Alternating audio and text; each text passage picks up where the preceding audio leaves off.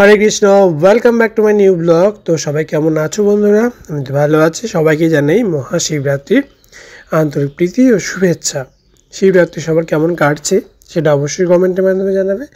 আর আমরা কালকে যেহেতু জলপেশে যেতে পারিনি, সেজন্যই আজকে আমরা সকাল সকাল বেরিয়ে পড়েছি জলপেশ মন্দিরে যাওয়ার জন্য।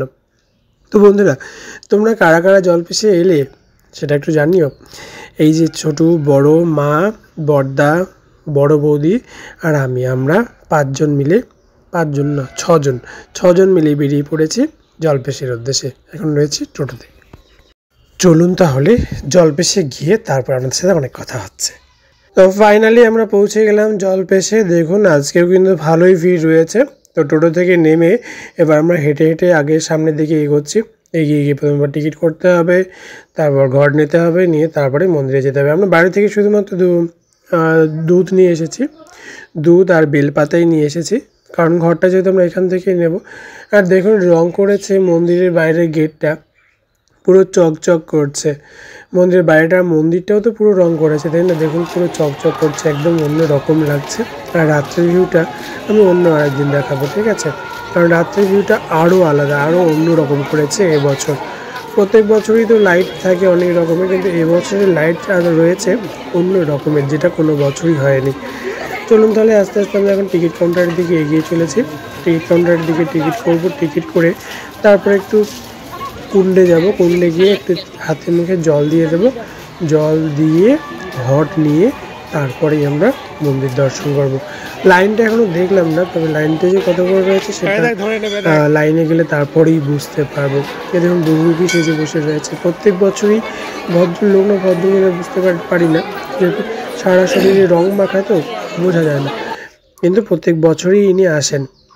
তো এই যে আমরা এখন টিকিট কাউন্টারের থেকে আমরা এখন চলে গেছি ঘট নিতে। আর মানে পুকুরের ওখানে হাতে মুখে জল দেবো, জল দিয়ে তারপর এখান থেকেই ঘট কিনে নেবো। আমরা পুকুরে নেমে হাতে মুখে জল দিয়ে দিয়েছি। আর এখানে যে অনেকেই স্নান করছে, তার জন্য বেশিক্ষণ মানে ভিডিও করলাম না, কে কখন কি বলে বসবে।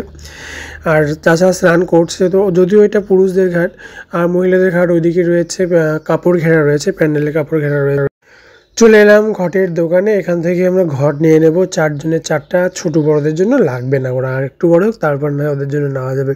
তো ঘটগুলো 4টে ঘটে চাচ্ছে 120 টাকা, ওই 30 টাকা করে এরকম চাইছে। একটা করে কলা রয়েছে, গাঁজা পাতা রয়েছে, আর মানে 2-1টা করে ফুল রয়েছে। যাই হোক, ঘট নিয়ে আমরা লাইনের ভিতরে ঢুকেও পড়েছি।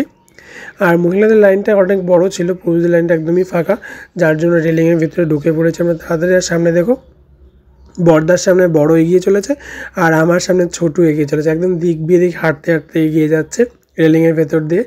এই যে পুরুষের লাইনটা এদিকে এই ঘুরতে জিগজ্যাগ করতে করতে আমরা ওদের মাঝখানে ঢুকে যাব। আর মহিলাদের লাইনটার ওই যে দেখতে পাচ্ছেন, ওই যে ঘুরছে, এখনও ঘুরছে। কিন্তু এই ঘোড়ার মধ্যেই শুধু নয়, ওদের লাইনটা কিন্তু একদম বাইরেও রয়েছে, রেলিংয়ের বাইরে পর্যন্ত রয়েছে। তো মারা এখনও রেলিংয়ের ভেতরে ঢুকতে পারেনি, যেহেতু ওদের লাইনটা অনেকটাই বড়। তো এই যে আমি মানে ঘট হাতে আস্তে আস্তে এগিয়ে চলেছি, যেহেতু ফাঁকা রয়েছে, একদম গেটের সামনেই চলে যাব। মহিলাদের গেট ছেড়ে দিয়েছে, আর ওদের গেট ছেড়ে দিয়েছে মানে ওদের গেট বন্ধ হলেই কিন্তু এবার আমাদের গেট ছাড়বে। আর আমাদের গেট ছাড়লে আমরা যে যতজন লোক রয়েছি সবাই কিন্তু একসাথেই ঢুকে যেতে পারবো আমরা। আর মজার বিষয় আমি ভাবছি শুধু যে ছোটো আর বড় এরা আবার হেঁটে হেঁটে যেতে পারবে তো, কারণ হচ্ছে বাইরে যতটা ফাঁকা ফাঁকাভাবে রয়েছি, ভেতরের দিকে কিন্তু আস্তে আস্তে ভিড় হতে থাকবে, যেহেতু চাপা চাপা হবে।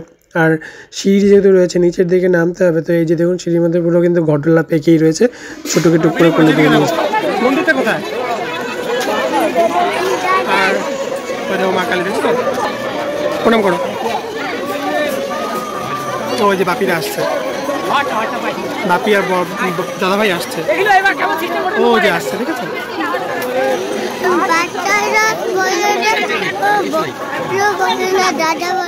আমরা কিন্তু অনেকক্ষণ বেরিয়ে পড়েছি, আর মা আর বৌদির কিন্তু কোনো খবর নেই।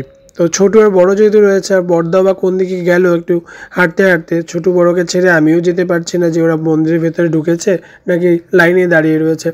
তার জন্য আমরা এখানে দাঁড়িয়ে রয়েছি, অপেক্ষা করছি 3 জনে মিলেই। আর ছোটো বড়ো তো সমানেই খেলনার দিকে ওদের নজর, কখন খেলনাটা নিতে পারবে।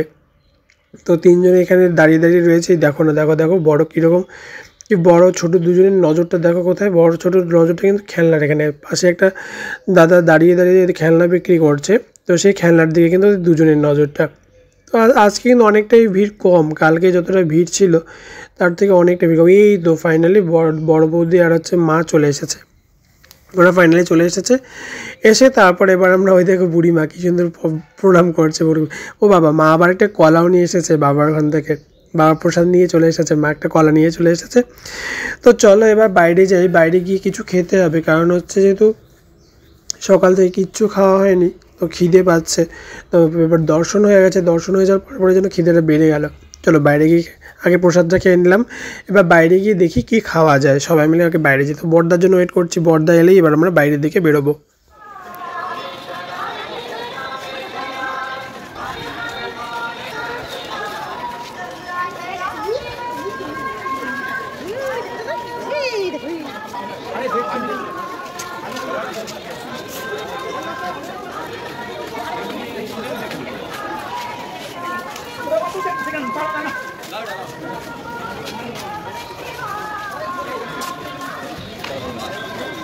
কি সুন্দর লাগছে, ছোট ছোট দিকে দেখো, এদিকে দেখো, এদিকে দেখো, এদিকে দেখো, কি সুন্দর লাগছে দেখো।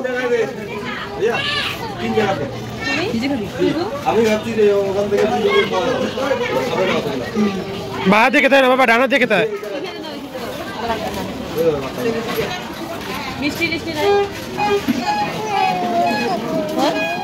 খাওয়া দাওয়া কমপ্লিট করে আমরা আবার বেরিয়ে পড়েছি বাড়ি যাবার উদ্দেশ্যে। চলো তাহলে আস্তে আস্তে বাড়ি যাওয়ার আগে কিন্তু বড় মেলাটা রয়েছে, সেই মেলাটায় ঢুকতে হবে। জল্পেশ মন্দির চত্বরে তো মেলাটা সেরকম নয়, কিন্তু যে মাঠ রয়েছে, মেলার মাঠ রয়েছে নদীরও পাড়ে, তো সেই মেলাটা কিন্তু অনেকটা বড়। আর মেলাটা থাকেও, আগে তো 1 মাস থাকতো, আমি যখন ছোটো ছিলাম তখন 1 মাস থাকতো, তারপর আস্তে আস্তে 15 দিনে শিফট করলো, আর এখন মনে হয় 10 দিনে শেষ হয়ে যায়। তো চলো এখন মেলার দিকে যাই, হেঁটে হেঁটে নদী পার করলেই মেলা। দেখুন কত রকমের দোকান এসেছে, কলকাতা থেকে দোকান এসেছে, বেডশিটের দোকান এসেছে, অনেক কাপড় চোপড়ের দোকান, জুতোর দোকান থেকে শুরু করে অল সব কিছুর কিন্তু দোকান এই জল্পেশ মেলায় প্রত্যেক বছর আসে। আর এদিকে দেখো ছোটু বড় দুজনে কিন্তু কোলে উঠে পড়েছে, না ছোটু এখনো ওঠেনি, বড় কোলে উঠে পড়েছে, বড় ঠাম্মির কোলে উঠে পড়েছে, বড় না ছোটু উঠেছে, আচ্ছা আমি মিস্টেক করে ফেলেছি। আর নদীর যে গলিটা রয়েছে, নদীর যে বাঁশের ব্রিজটা রয়েছে, যারা যারা জল্পেশ মেলায় এসেছেন আপনারা তারা তো সবাই জানেন। আর সেই গলিতেই কিন্তু যে নদীর যে পাড়াপাড়ে যে ব্রিজটা রয়েছে মন্দির চত্বরে, যে আমরা মেলার থেকে সোজার যে কানেক্টেড যে ব্রিজটা রয়েছে, তো সেই গলিতে কিন্তু রয়েছে অনেক রকমের অনেকগুলো হোটেল, বড় বড় হোটেল। তোমরা সেই গলি থেকে বেরিয়ে আরেকটা গলিতে ঢুকে পড়লাম ছোটু বড়র খেলনা নেওয়ার উদ্দেশ্যে। দেখা যাক ওরা কে কী পছন্দ করে। বাট গাড়ির বায়নাটা এবছর কিন্তু অনেকটাই কম, কারণ স্কুলে অ্যাডমিশন নিয়েছে, আমি বলে দিয়েছি যে স্কুলে গেলে কিন্তু গাড়ি কেনা চলবে না। তো যা গাড়ির বায়নাটা কিন্তু অনেকটাই কম, বাট তবুও কোনো কিছু বলছে না, শুধু বলে যাচ্ছে খেলনা কিনবে। এবার কী খেলনা কেনা সেটাই দেখার পালা। তো ছোটো কিনে নিয়েছে লাস্টে, ছোটো একটা ভালো জিনিস নিয়েছে, সেটা হচ্ছে অনেকগুলো অ্যানিমেলস নিয়েছে, ছোটো অনেকগুলো অ্যানিমেলস একসাথে সেটা নিয়েছে। আর কোয়ালিটিটা খুবই ভালো, প্লাস্টিকের নয়, এটা রাবারের। তো এটা নিয়েছে। আর বড় তো হেলিকপ্টার নিয়েই ছাড়লো। গত বছরেও কিন্তু বড় সকালবেলা মন্দির দর্শন করে দুজনেই গত বছর দুজনেই দূরখানা হেলিকপ্টার নিয়ে গেছে।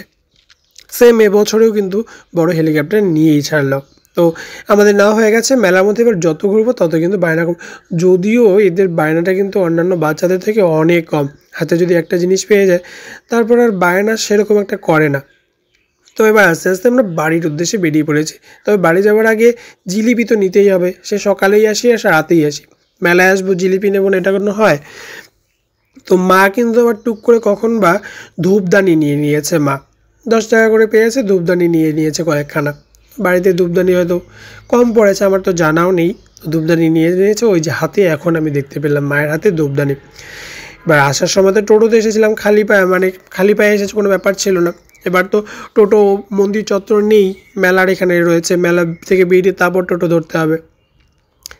তো এখানে এসে আবার দেখলাম একটা বন্ধু স্টল দিয়েছে, আর খুব সুন্দর দিয়েছে, কিন্তু পুরো রেস্টুরেন্ট আইটেমে দিয়েছে, আপনারা দেখতেই পেলেন।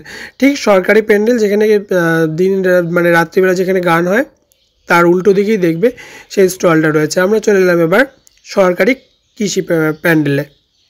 যেখানে বিভিন্ন রকমের এক্সিবিশন হয়। তো চলে এলাম, বাট দিনের বেলা বলে ফাঁকা নাকি মেলার শুরু বলে ফাঁকা ঠিক বুঝতে পারলাম, কিন্তু পুরোটাই ফাঁকা। কিছু কমপ্লিট করে বাড়ি চলে এলাম, আর বাড়ি এসেই প্রথমে যেটা কাজ ছিল সেটা হচ্ছে এখন ঘড়ি কাটা যেহেতু 10টা বাজে, অনেকটাই বেলা হয়ে গেছে। আর বাড়িতে জেরিকে আমি না খেতে দিয়ে চলে গিয়েছিলাম, ওকে আমি খেতে দিয়ে দিলাম, খাচ্ছে। আমি এখন ড্রেস চেঞ্জ করবো। চলুন টাটা বাই বাই। আর ব্লগটা কেমন লাগলো অবশ্যই কমেন্টের মাধ্যমে জানাবেন।